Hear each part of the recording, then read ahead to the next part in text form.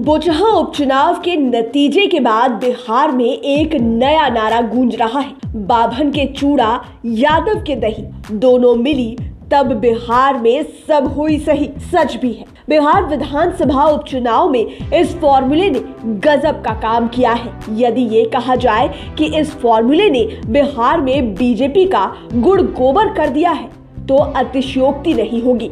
बोचहा विधानसभा उपचुनाव के जो नतीजे सामने आए उससे तो बीजेपी का गुड़ गोबर एक हो ही गया है। ऐसा इसलिए कि बिहार में सवर्ण और खासकर भूमिहार जो कभी आरजेडी के वोटर नहीं रहे वे अब तक होते दिखाई दे रहे हैं। दोनों के स्थानीय आपसी संघर्ष पुराने हैं। बिहार में हमेशा से भूमिहारों ने ही यादवों को राजनीतिक, आर्थिक और बाहुबल में चुनौती दी है। इसकी वजह भी साफ है, दोनों ही राजनीतिक रूप से मजबूत हैं और दोनों ही के पास धन बल भी है। ऐसे में दोनों दुश्मन से दोस्त हो गए तो यह समीकरण बीजेपी के लिए हर हाल में घातक साबित होने वाला है। दरअसल बीजेपी ये मान चुकी थी कि सवर्ण वोट उसकी बपौती, लेकिन यह धारणा मुजफ्फरपुर के बोचहा में टूटती नजर आई।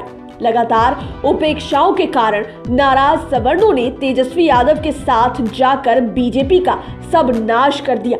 बोचहा के पहले तक बिहार में बीजेपी के कोर सवर्ण वोटरों में ब्राह्मण, राजपूत, भूमिहार और कायस्थ रहे हैं, जिसका नेतृत्व भूमिहार समाज उस दौरान से करता आ रहा है जब बिहार में निजी सेनाएं होती थी। बिहार में इन तीनों जातियों का आंतरिक कोऑर्डिनेशन लगभग 4 दशक से ज्यादा पुराना है। ऐसे में अब बीजेपी के सामने दूसरी चुनौती यह है कि भूमिहारों का पाला बदलने का असर ब्राह्मण और राजपूतों के वोट पर भी पड़ेगा।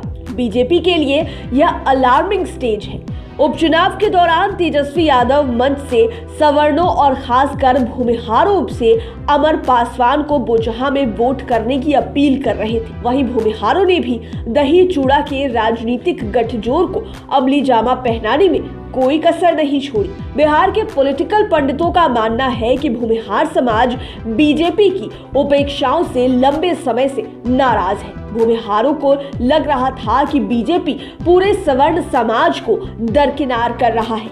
ऐसे में भूमिहार समाज बीजेपी को सबक सिखाने की फिराक में था। मौका बोचहा उपचुनाव के दौरान मिल ही गया, जिसका नतीजा ये था कि मुजफ्फरपुर के भूमिहार समाज ने दही और चूड़ा मिलाकर जो राजनीतिक समीकरण बनाया उसने बड़ा उलटफेर कर दिया। ये समीकरण बीजेपी के तमाम अनुमानों पर भारी पड़ा, जिसका नतीजा अब सामने है। बीजेपी के माथे पर चिंता की लकीरें साफ देखी जा सकती है। एनडीए के घटक दल बीजेपी के सोशल इंजीनियरिंग पर सवाल उठा रहे हैं। देखा जाए तो समीकरण हर हाल में बीजेपी पर भारी पड़ने वाला है। बीजेपी के सामने अब यह चुनौती है कि वो भूमाए के इस समीकरण से कैसे निपटे। लेकिन यह समीकरण बना रहा तो बीजेपी को कम से कम 2 दशकों तक सत्ता से दूरी बर्दाश्त करनी होगी। हालांकि ये बात जरूर है कि कभी भी बिहार में भूमिहार, राजपूत, ब्राह्मण और कायस्थ लालू यादव की आरजेडी के कोर वोटर नहीं रहे। लेकिन तेजस्वी के A to Z वाले फॉर्मूले ने इन जातियों में एक बार विश्वास जरूर पैदा किया। वहीं एक महत्वपूर्ण बात ये भी है कि बिहार में माई से भूरा बाल यानी भूमिहार, राजपूत, ब्राह्मण और लाला की कभी नहीं पटी। यह दूरी नैसर्गिक भी है। ऐसे में भूमाई समीकरण अमली जामा पहना है और यह नजदीकी लंबी रही तो बीजेपी का बिहार के मुख्यमंत्री पद की कुर्सी पर अपने नेता को बैठाने का सपना लंबा खिंच सकता है।